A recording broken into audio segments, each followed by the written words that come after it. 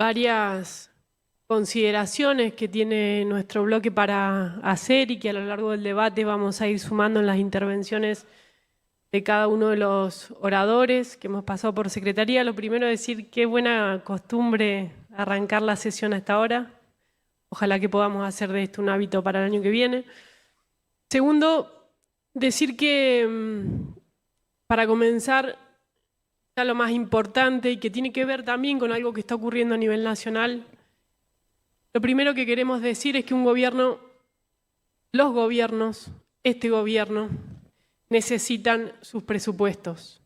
Y que esto no es solo una decisión que tiene que ver con la dinámica propia de nuestras democracias, donde el voto de la gente, el reciente voto de la gente, coloca en la posición de tomar decisiones, de priorizar, de establecer cuál va a ser en definitiva las políticas públicas que van a llevar adelante en manos de aquellos a quienes les toca conducir los ejecutivos, sino también decir que el presupuesto es una herramienta, como muchas veces se la define la ley de leyes, la que nos da este marco general para tener en claro cómo se van a administrar los recursos de todos los ciudadanos, cómo se van a controlar, cómo se van a gastar y cuál va a ser el rol en ese sentido, no solo de los organismos de Contralor, sino también de este Poder Legislativo al respecto. Entonces, poner de relieve en un momento donde a nivel nacional se coquetea con la posibilidad de que por segunda vez consecutiva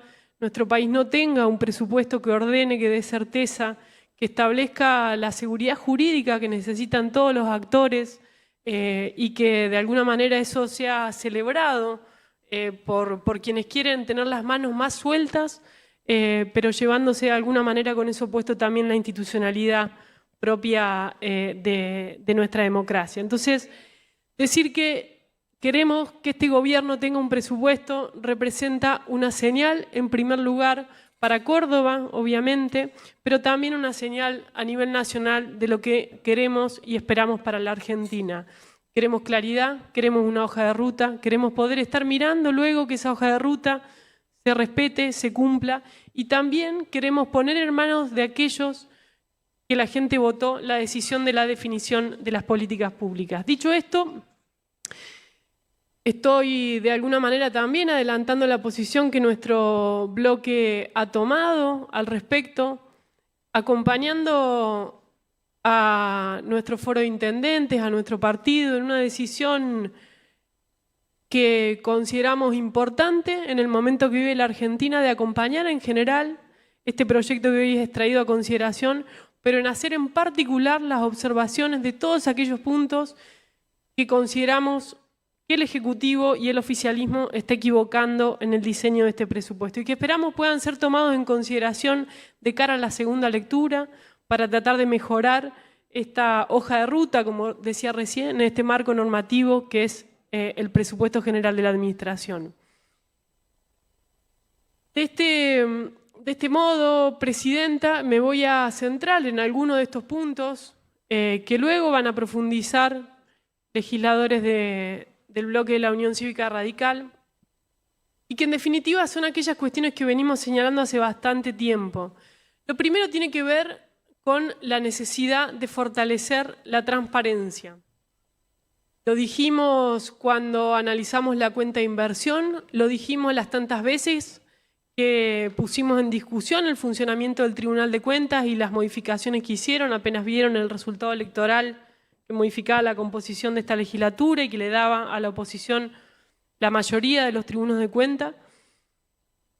Creemos que en este presupuesto este problema vuelve una vez más a evidenciarse, primero porque el 60% del gasto va por fuera de la administración centralizada, gran parte de esto queda por fuera del control del Tribunal de Cuentas en cuanto a las funciones y roles que tiene que hacer en relación al control preventivo.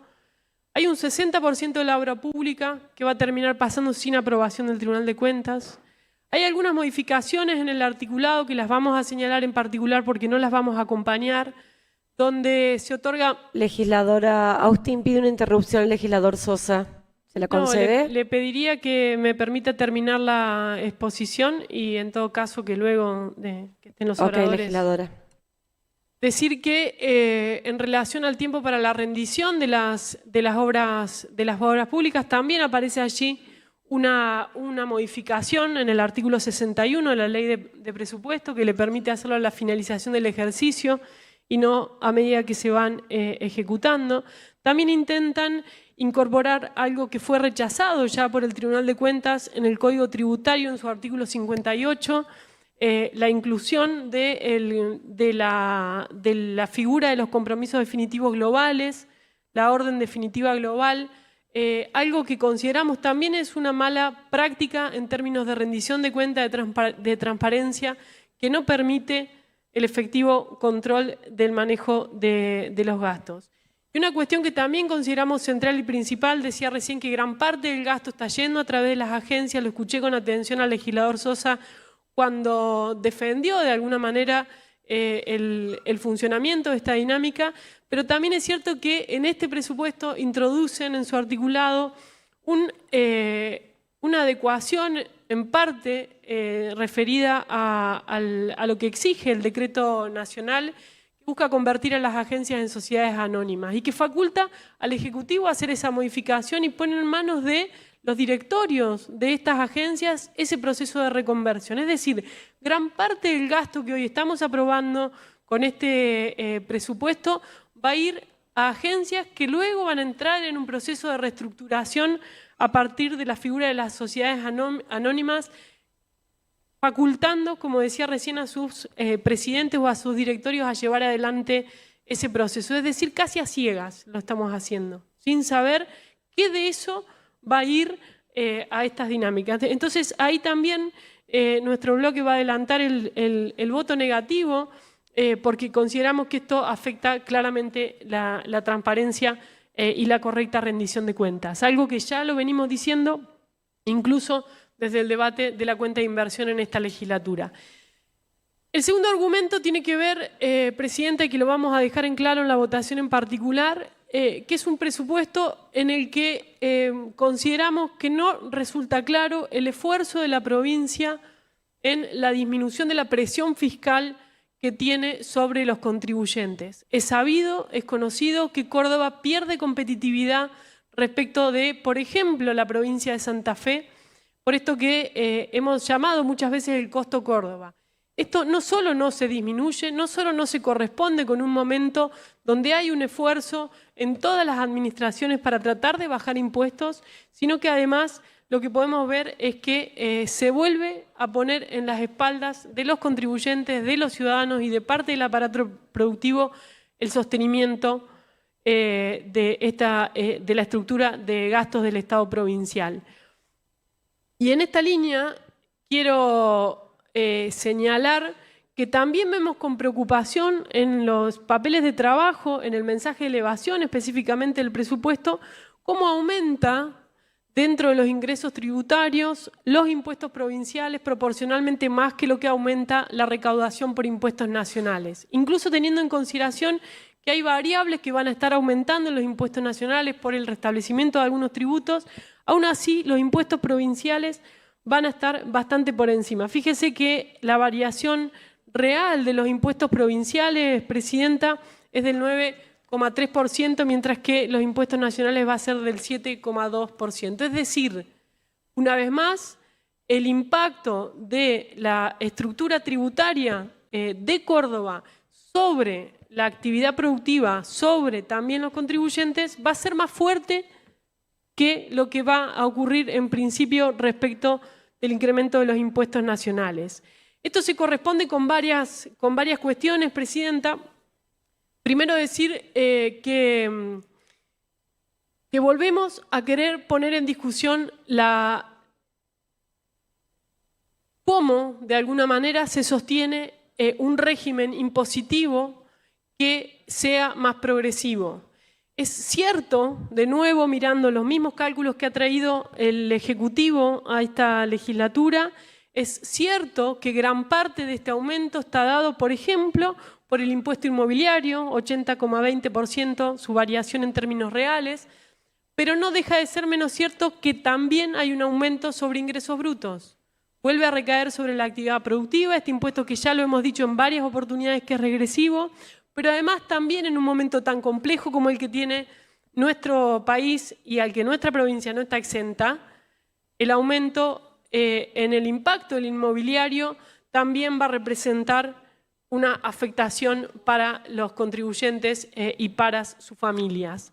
En relación al impuesto inmobiliario, alguien podría preguntarse cómo es posible que se esté dando esta actualización, este 80,2%, si están diciendo que va a haber una disminución. Bueno, lo primero es porque no se actualizan las escalas para determinar el impuesto base.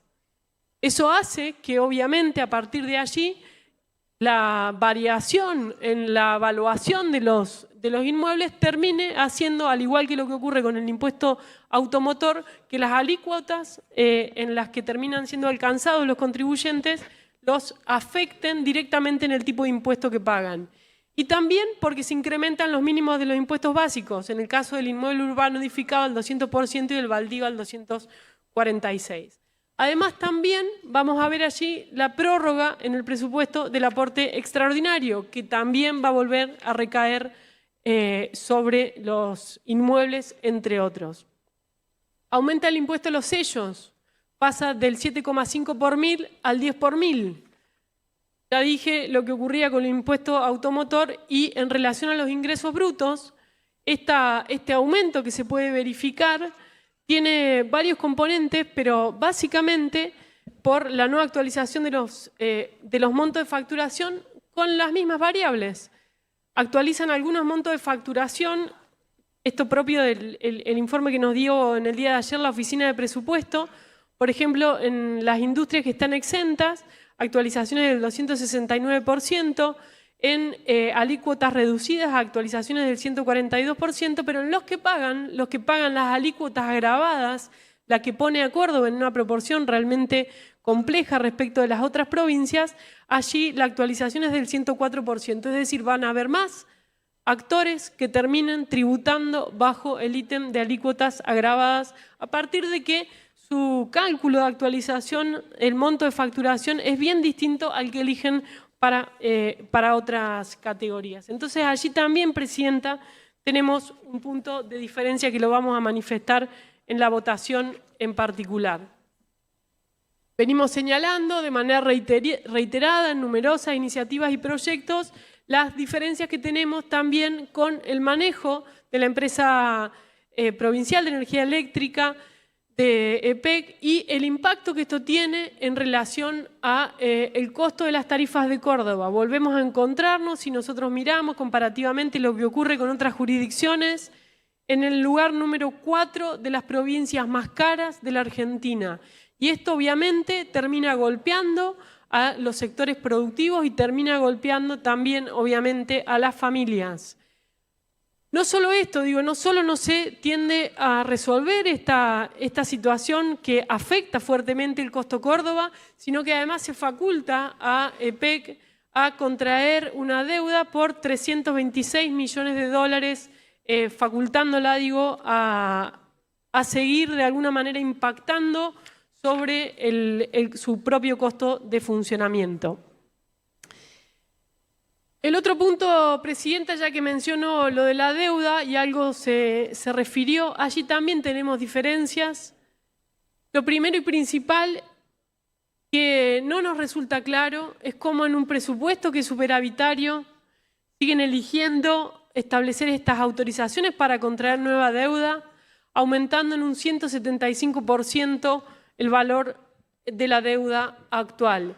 Y la pregunta que nos hacemos es ¿para qué va a ser? Si el plan de obras que el Ejecutivo dice que va a llevar adelante está contenido dentro del presupuesto y ese presupuesto da superavitario, ¿para qué y cuál va a ser el destino de este permiso que le está pidiendo al Legislativo para poder contraer deuda por 3.700 millones de dólares? En cuarto lugar, Presidenta, algunas de las diferencias que también tenemos, la caja de jubilaciones. A lo largo de todo el año hemos estado queriendo poder conocer en detalle cuál es la situación en la caja. Fíjese que cuando vinieron a hacer la presentación, muchos de los funcionarios lo hicieron con sus PowerPoint mostrando los números. Cuando tocó el tiempo de la caja lo tenían, pero eligieron no mostrarlo. pedimos que nos lo mandaran, no estuvo a disposición. Sin embargo, nos detuvimos a analizar los números que allí presentaron y tenemos diferencias en cómo estiman los cálculos de gastos previsionales y tenemos diferencias en cómo estiman los conceptos de financiamiento. Por ejemplo, los que van a recaudar en concepto del fondo solidario que crea la 10.724 en su artículo 9, en su inciso E, donde obviamente eso nos da una situación bien diferente respecto de la caja de jubilación. No tenemos claro qué están imaginando para adelante, por qué estos números que están mostrando de déficit se corresponden con de alguna manera estos cálculos actuariales, se corresponden con las expectativas que tienen de jubilaciones para el año siguiente y las expectativas de recaudación también. Ahí, Presidenta, tenemos un punto en donde creemos que resulta clave que lo puedan aclarar. Si no fuera para esta sesión, probablemente vamos a insistir en el debate en las comisiones para que se aclare de cara a la segunda lectura. Vuelvo a señalar dónde están las diferencias que estamos viendo en el cálculo que hacen, no para recursos previsionales, sino gastos previsionales, y en los conceptos de financiamiento, específicamente en el inciso E del artículo 9 de la 10.724.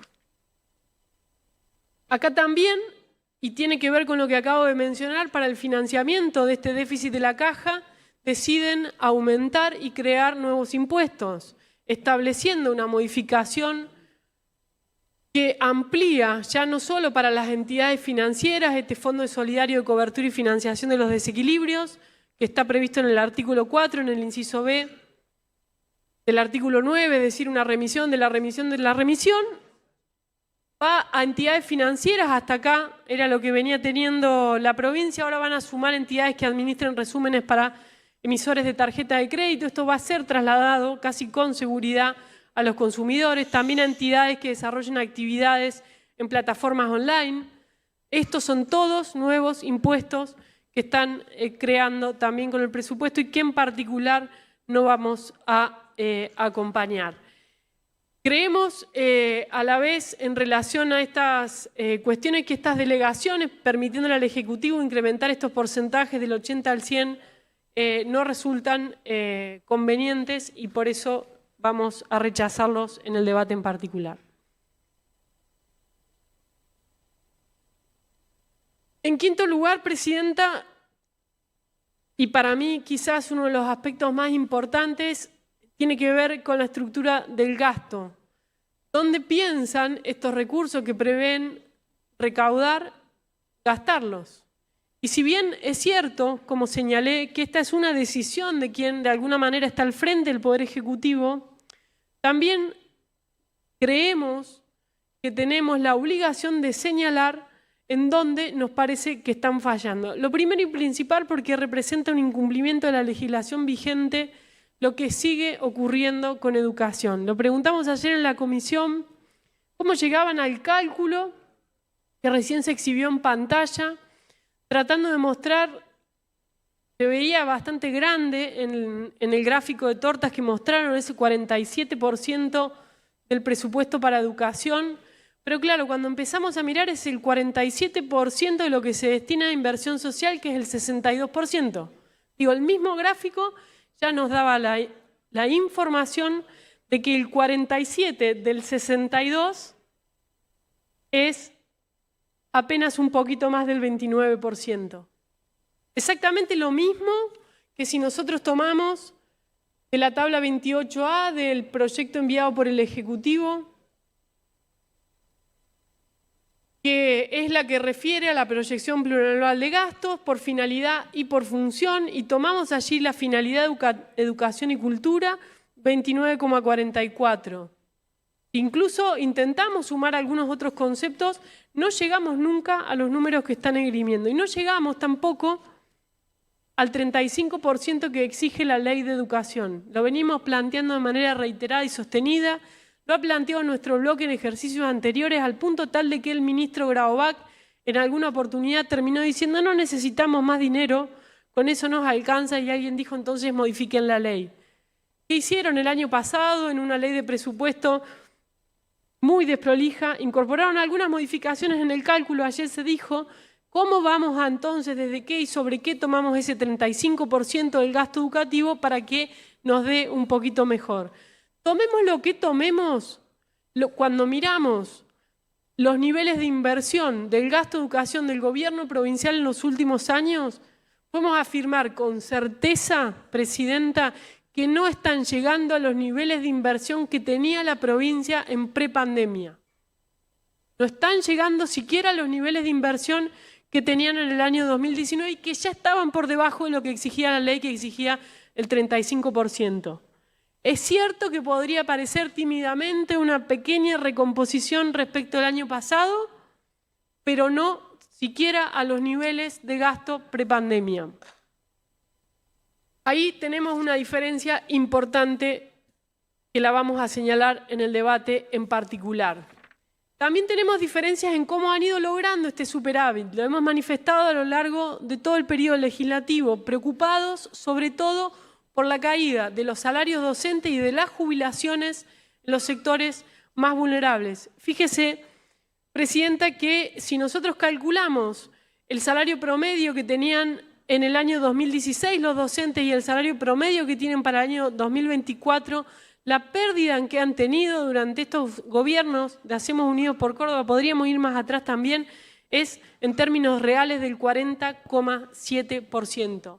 Y los jubilados provinciales docentes del 56%. Son cuando miramos los distintos componentes prácticamente los que más han perdido y que tienen salarios en ocasiones que están por debajo de la línea de pobreza. Entonces, también tenemos diferencias en cómo están logrando ese superávit en las espaldas de los trabajadores, y los trabajadores de esta casa no estuvieron afuera tampoco de ese ajuste. El tercer punto en relación al gasto que quiero manifestar, hay varios más, por supuesto, al que van a referir los compañeros y correligionarios de mi bloque, que están anotados para hablar, pero el tercero que queremos mencionar, Presidenta, tiene que ver con la situación de las viviendas en Córdoba. Ya sabemos que el déficit habitacional en la provincia es de más de 270.000 viviendas. El gasto que prevén para el año que viene es de apenas el 3,4%. Para tener un punto de comparación también con un gobierno de Hacemos Unidos por Córdoba, para ver cómo el proceso de deterioro viene sobre ustedes mismos, en el 2017, un buen año para compararlos, era el 12,3%. A partir de ahí, en caída, como si el problema de la vivienda no fuera un problema de los ciudadanos de Córdoba. Mire, Presidenta, me referí rápidamente, o intenté hacerlo, a algunos de los aspectos que consideramos centrales y que los vamos a manifestar en la votación en particular, que esperamos que el oficialismo tome nota, que esperamos que el oficialismo permita que al momento de la segunda lectura algunas de estas cuestiones tiendan a mejorar, puedan en definitiva poner el acento en aquello que consideramos vital para el crecimiento de la provincia. Y lo reitero, primero, una disminución de impuestos para que este costo Córdoba no siga aplastando al aparato productivo de nuestra provincia. Que eso permita la generación de empleo genuino, algo que también se ve cuando miramos algo que no mostraron recién los indicadores de las tasas de desempleo. Tercero, la decisión de privilegiar, priorizar en el gasto, en el destino del gasto, la inversión en materia educativa que tiene que seguir creciendo. Y si no, invito a los legisladores del oficialismo a que hablen con los docentes de la provincia, que visiten las escuelas y a que vean en las condiciones que se encuentran. Y por último, a privilegiar una política que además de las obras de infraestructura de las que el gobierno se enorgullece muchas veces mostrándola, privilegie a las familias, privilegie a las viviendas, privilegie la calidad de vida de nuestros compatriotas cordobeses que también merecen vivir mejor, y para eso en definitiva el presupuesto es una hoja de ruta que consideramos que puede mejorarse mucho más de lo que han traído a consideración a este recinto. Nada más, Presidenta, y como decía recién en la votación en particular, vamos a hacer llegar cada uno de los artículos en donde nuestro bloque va a votar en negativo, esperando que en la doble lectura lo puedan revisar. Muchas gracias. Sí, Presidenta, preguntarle cómo prefiere que hagamos, si que anunciemos la totalidad de los artículos en los que vamos a votar en contra, a los que ya hicimos mención, y a la vez también, como acercamos por secretaría, el registro de la abstención de nuestro bloque en los restantes, y después que por secretaría vayan recordando todo esto que estamos anunciando. Si le parece, menciono los artículos para que ya tengan el registro, no solo por secretaría, sino también los demás bloques. Bueno, si lo quiere mencionar, legisladora, nosotros ya lo tenemos por acá y lo... Perfecto. Los artículos, en función de los argumentos que expresamos en el debate que nuestro bloque va a votar en contra, son el artículo 11, el 12, 13, 15, 16, 17, 18, 19, 25, artículo 14, el 22, 26, 27, 28, 30, 31, el 33 al 39, el 45, el 60 y el 61. Son del capítulo 2 y el 3. Estábamos mandando votar el capítulo 1, legisladora. Sí, por eso le consultaba cómo prefería que hiciéramos. Dejamos asentada, entonces, vuelvo a decir, Bien. la decisión del bloque de la UCR en relación a estos artículos de los restantes capítulos y en los que no están mencionados expresamente que se consigne la abstención del bloque de la UCR. Sí, en el mismo sentido, Presidenta, que la votación anterior anuncio el sentido del voto de nuestro bloque en los artículos 4, 9, 26, 27, 28, 29, 30 y 31 vamos a votar en contra y en los restantes artículos solicitamos se registre la abstención. Sí, Presidenta, en el mismo sentido que las dos leyes anteriores, solicitarle registre el voto negativo de nuestro bloque en los artículos 6, 11, 6, 100, 41, 132 y 133. Y en los restantes registre la abstención del bloque de la UCR. Para pasarlo en claro, el artículo del capítulo 2, artículo 6, capítulo 3, artículo 41, capítulo 10, artículo 100, 132 y 133 negativo y lo demás abstención del bloque. Correcto. Gracias, legisladora.